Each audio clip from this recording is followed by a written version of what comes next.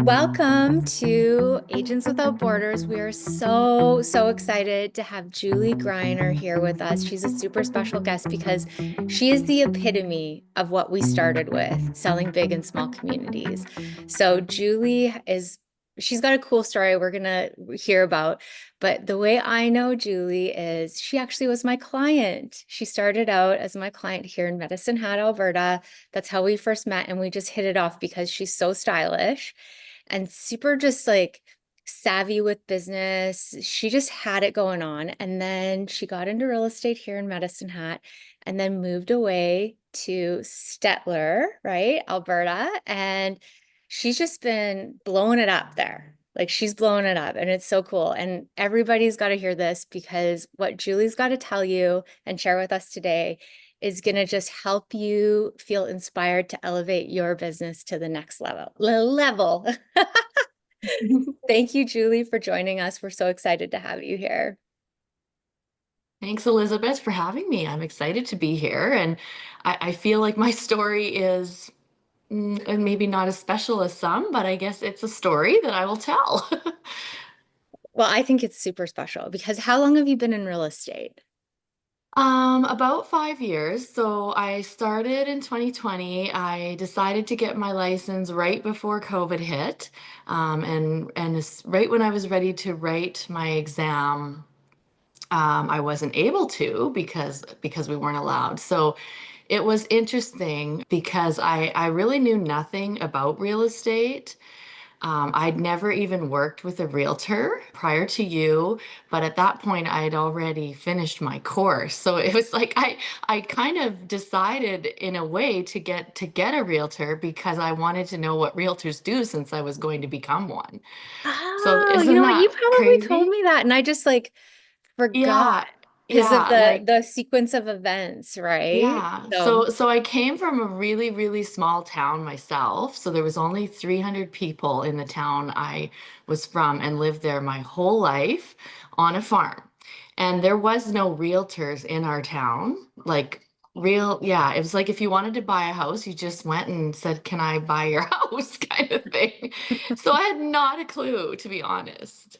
Yeah. that actually really surprises me. I've never heard or even thought about towns not having realtors No. or agents to help with the process, but I'm that's probably way more common than I think. Yeah, in a Clearly. in a little tiny Especially in town, really yes. small. Yeah, What's that? that's what I was gonna say. In really small towns, I think that is super common. It's mostly just like word of mouth and like, I'm thinking about selling. Oh, Aunt Sally's gonna come buy it. Yeah, yeah. And you just kind of like write on a little scrap of paper and then you take that to the lawyer. Uh-huh. It's pretty crazy, The actually. coffee shop So, napkin is yeah, how Yeah. real estate started. yeah. Well, why did you decide to get into real estate? So you already were thinking about it before you even hired Elizabeth. Like, what made Mhm. you decide to take that step? Well, I was just getting a fresh start in life, really. So I needed to figure out, I was like a high school kid, honestly, like what am I going to do with my life? So I think I chose real estate because I've always been interested in homes. I obsessively went to open houses my whole life. Like whenever we would go to the city, I would like, oh, let's go to the open house. I just loved that kind of thing, interested in homes in general. Yeah, just an Awesome. That's a interest, I lot of guess. people's story, I think, when they get started, right? They think, oh, Yeah, I like homes, but then there's so many people that don't make it in the business. And I think that's the yeah, part that I feel is really inspirational about watching your journey is that you have committed to it and you're really making it happen. Yeah. yeah. Because I And I think, guess, sorry, oh, Desi, go ahead. oh no, you're fine. I was just going to say the love of homes alone is not enough to help you survive. No, it There's a isn't. And lot of I those and I people out there. realized that. Yeah. Um, and I think, maybe because I didn't have any clue, I just did whatever I thought, not even what I thought should be done, but just more like common sense. To me, it was common sense. Now, I think when you're raised in a really small town, maybe common sense is a little bit different because you all just help each other.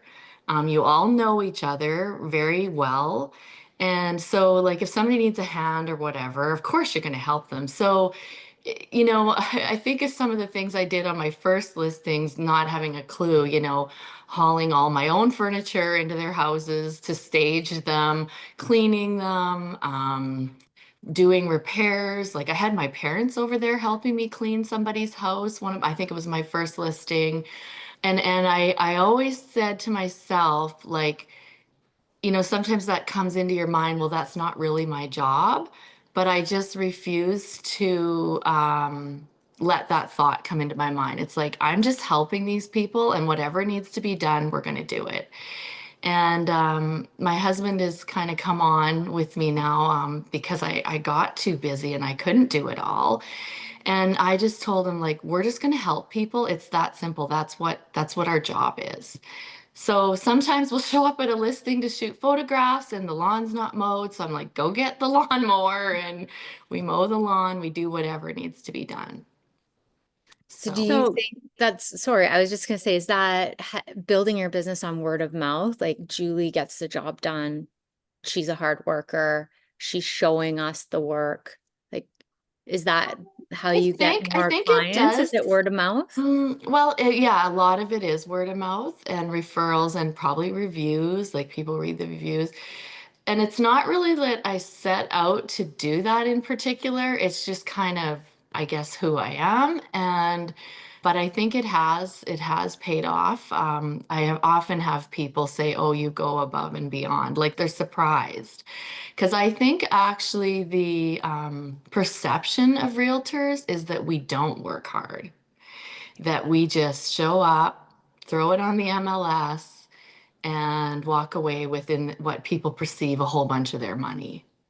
mhm. So I do think that plays a part in a problem we have. So you moved to a small town, and how long had you been licensed when you made that transition? Okay, so I started out in Medicine Hat in 2020, and honestly, it was a lot harder there.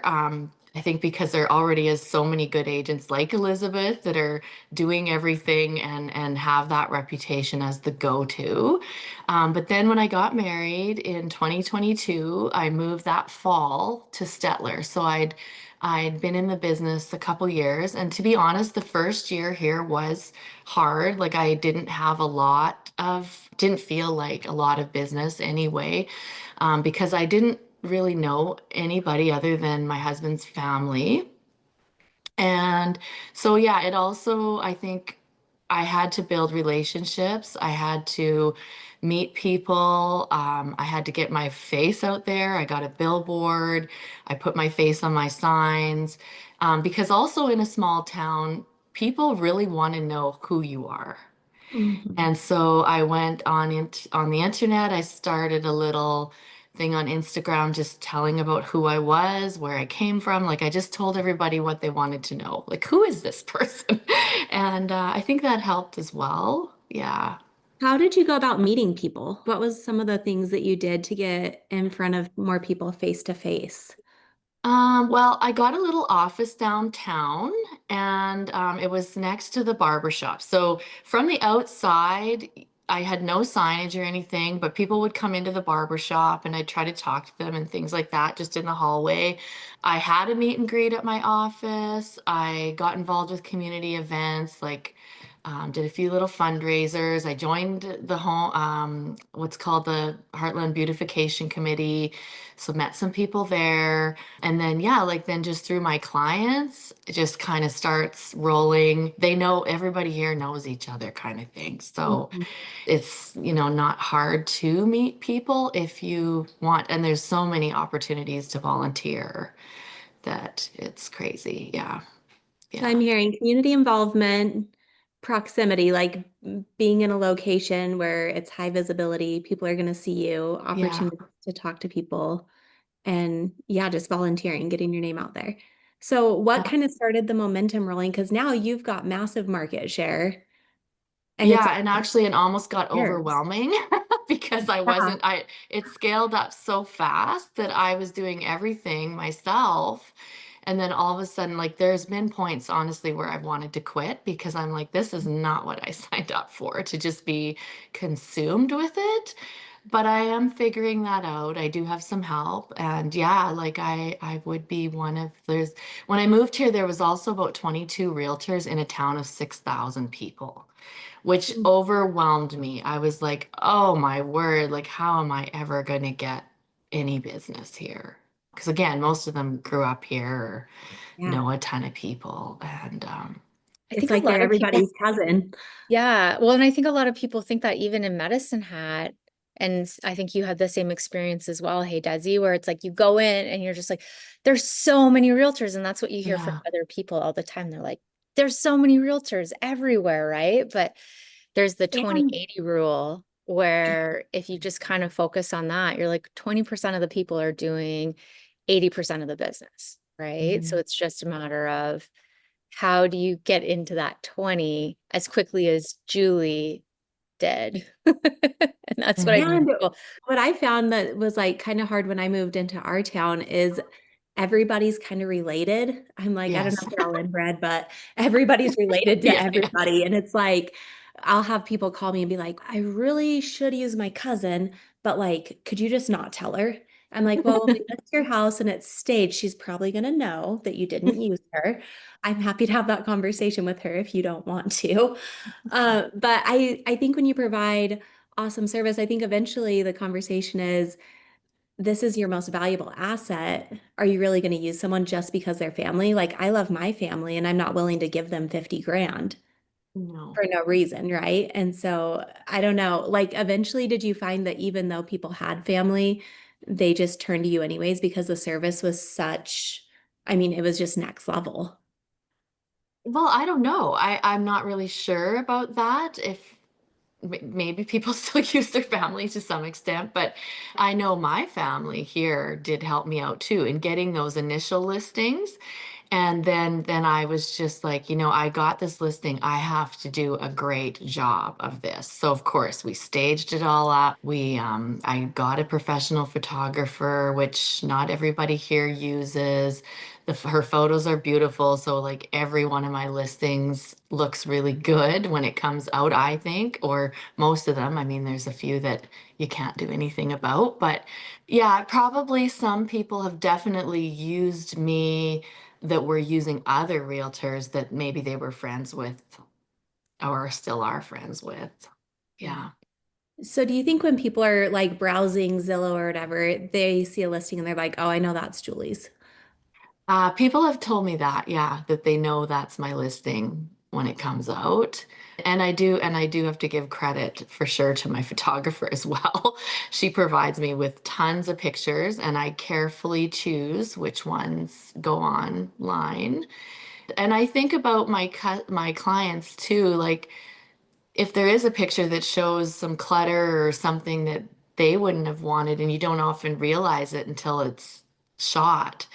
I don't just put that online for the world to see, right? So, yeah. I love that. I know Yeah. sometimes I feel like, why is that picture there? Like you can just see Yeah. the mess in their garage. And it's like people understand that that garage is there. They don't need to see the crazy that's going on in there, Yeah. you know, Yeah. Like because you think of how you would feel if your yeah, house was put out there for the world, right?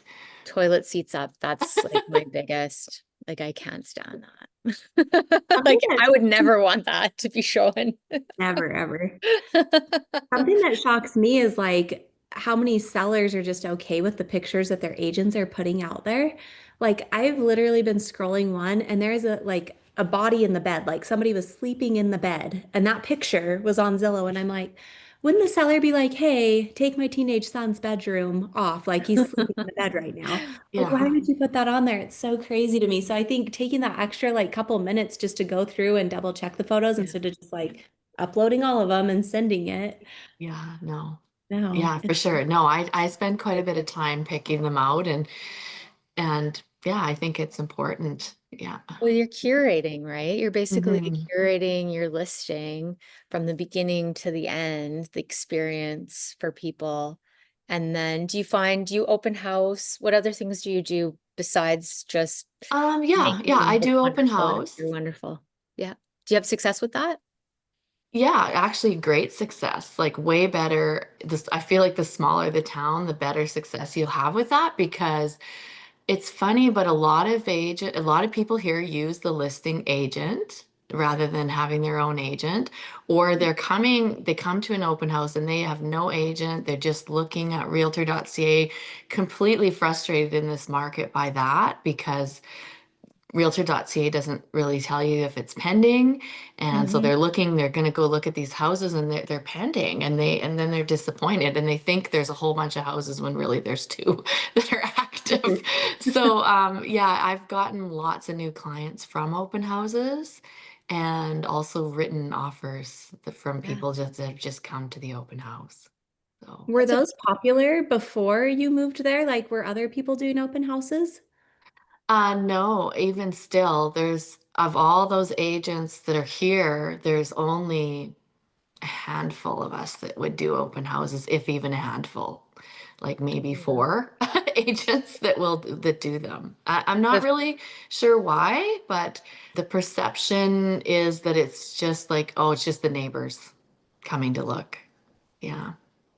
I always think that if the neighbors come, they might tell someone Yeah. about the great house next door and they tell their Yeah. friends to move next door, or, you never Yeah. Yeah, know for what they're sure. doing. Like, I do I think feel like that, there's a stat about that where it's like 72% of homes sold, the neighbor knows the buyer that's moving in. You Interesting. heard that's a that? really interesting stat. We should look into that. Yeah, we should look that up That's because very I cool. feel like that's a thing. But I think so. Hmm. when So I what advice would you give somebody that's moved to a small community like yourself and we're trying to get a foothold in the industry? Like what were maybe give three things that you'd suggest start doing right away? Well, get out there and meet people, talk to people, put yourself out there. I know I don't find it uncomfortable to go on Instagram or whatever and show my face or talk, but I think some people really do. And so I would do that. I would get the billboard, do all the things so they know who you are. And then when you get an opportunity to have a listing or to work with a buyer, you do have to do whatever you need to do for those people. Like if you need to go out and show them late at night or you need to do whatever, I think you need to accommodate. I mean, I'm not saying for the rest of your life, but when you're just getting started, definitely I do think you have to work really hard at it and make personal sacrifices. Um, Yes, I agree with that. I would 100% yeah, agree yeah. with that. And I mean, I guess I've spent most of my life farming as well, and I know that you make a lot of personal sacrifices when it's harvest or when it's seeding. That's what you're doing. You miss everything else. And I think it's the same in real estate. Like when it's that season, Yeah. and not that you have to do that all year long, but in a season, um, you have to be prepared that there may be some things that you're going to miss out on. And then eventually, when your business grows, maybe not, right? I love that. Yeah, I've never heard someone equate it to farming.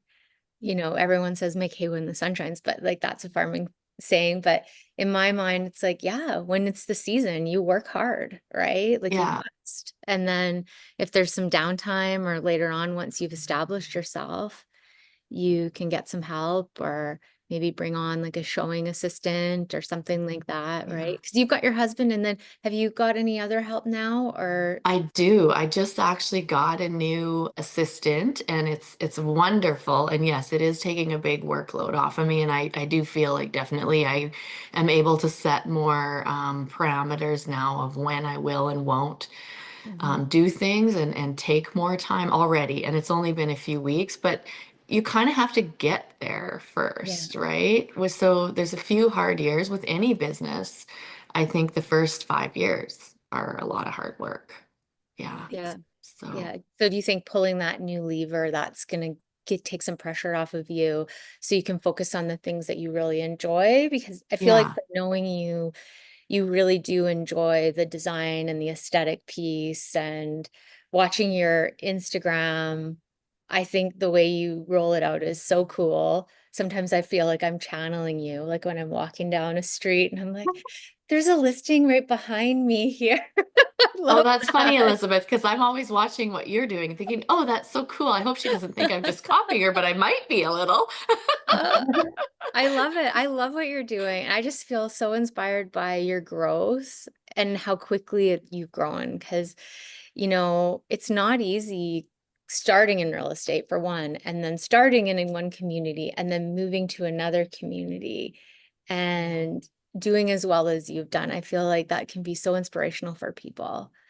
So, Yes, and I will say I was pretty discouraged when I moved here because it did feel like starting completely over mhm, from like but the thing I knew that I didn't know the first time was I had no idea how to get a listing or get a client or anything when I lived in Medicine Hat. But then I kind of saw how that started to roll with mhm, just getting one or two and then and doing such a good job and getting the referrals and they mhm. know people and so I did know that when I came here.